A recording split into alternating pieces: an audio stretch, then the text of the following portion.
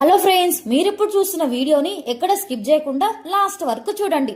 ఎందుకంటే ఈ వీడియోలో మనం మాట్లాడుకోబోతున్న వ్యక్తి తెలుగు సినిమా చరిత్రనే కాదు, తెలుగు రాజకీయ దశనే మార్చేసిన ఒక యుగ పురుషుడు. ఇప్పటికే తెలిసిపోతుంది నేను ఎవరి గురించి మాట్లాడుతున్నాను.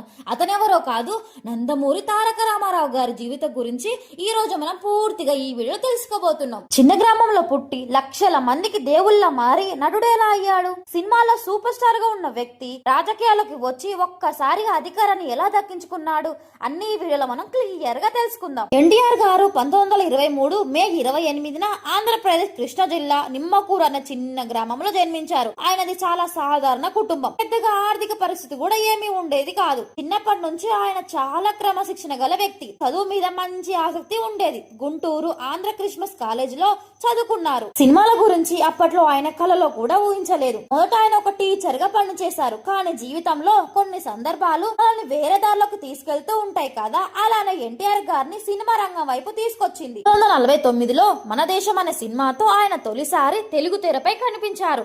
ప్రారంభంలో చిన్న పాత్రలే అయినా కానీ ఆయన మాట్లాడే విధానం, కళల్లో కనిపించే ఆత్మవిశ్వాసం, డైలాగ్ చెప్పే స్టైలు అన్ని ప్రేక్షకులను ఆకట్టుకున్నాయి. కొద్ది రోజుల్లోనే ఆయన హీరో అయ్యారు. అప్పటి నుంచి వెనక్కి తిరిగి చూసుకునే అవసరమే రాలేదు. ఎన్టీఆర్ గారి గురించి మాట్లాడేటప్పుడు దేవుడు క్యారెక్టర్ చెప్పకుండా ముందుకు అస్సలు వెళ్ళలేం. రాముడు, కృష్ణుడు, శివుడు ఈ క్యారెక్టర్ లో ఆయన నటించలేదు. ఆ క్యారెక్టర్ గా మారిపోయారు. మాయాబజార్ సినిమాలో కృష్ణుడుగా ఆయన చూసిన వాళ్ళు ఇది సినిమా కాదు, నిజమైన దేవుడే అనుకున్నారు. థియేటర్ లో చెప్పులు తీసి నిలబడి నమస్కరించిన సందర్భాలు చాలానే ఉన్నాయి. లవకుశలో రాముడు, దానవీనశూన కర్ణలో కర్ణుడు, భూకైలాస్ లో శివుడు ఇవి సినిమాలు కాదు, తెలుగు ప్రేక్షకుల భావోద్వేగాలు. ఎన్టీఆర్ గారు దాదాపు 300కి పైగా సినిమాల్లో నటించారు. అప్పటి కాలంలో సంవత్సరానికి 10-12 సినిమాలు చేయడం అంటే అది సాధారణ విషయం అయితే కాదు. అంచనాల ప్రకారం ఆయన చేసిన సినిమాల్లో చాలా ఎక్కువ శాతం హిట్లే ఉన్నాయి. ఫ్లాప్స్ కూడా ఉన్నాయి అనుకోండి, కానీ అవి తన కెరీర్ని ఎప్పుడూ ఆపలేకపోయాయి. ఇంకా సంపాదన విషయానికి వస్తే ఎన్టీఆర్ గారు అప్పట్లోనే తెలుగు సినిమా ఇండస్ట్రీలో అత్యధిక రెమ్యూనరేషన్ తీసుకున్న నటుడు. అయితే ఇక్కడ మనం ఒక విషయం గుర్తుంచుకోవాలి. ఆయన సంపాదించిన తన కోసం మాత్రమే కాదు, సినిమాలు నిర్మించుకోవడానికి, పేదలకు సహాయం చేయడానికి, తర్వాత రాజకీయాల్లో ప్రజల కోసం ఉపయోగించారు. ఇంకా కుటుంబ విషయానికి వస్తే ఎన్టీఆర్ గారికి ఇద్దరు భార్యలు. మొదటి భార్య బసవతారకం గారు, రెండవ భార్య లక్ష్మీ పార్వతి గారు. ఎన్టీఆర్ గారికి మొత్తం 12 మంది పిల్లలు ఉన్నారు. అందులో 8 మంది కొడుకులు అయితే 4 మాత్రమే కుమార్తెలు ఉన్నారు. వారిలో నందమూరి బాలకృష్ణ గారు ప్రముఖ నటుడు. ఇంకొక విషయం ఏంటంటే ఎన్టీఆర్ గారి కుమార్తెను వివాహం చేసుకున్న వారే ప్రస్తుతం రాజకీయ నాయకుడు ఎస్ చంద్రబాబు నాయుడు గారు. అంటే ఆయన ఎన్టీఆర్ గారి అల్లుడు అన్నమాట.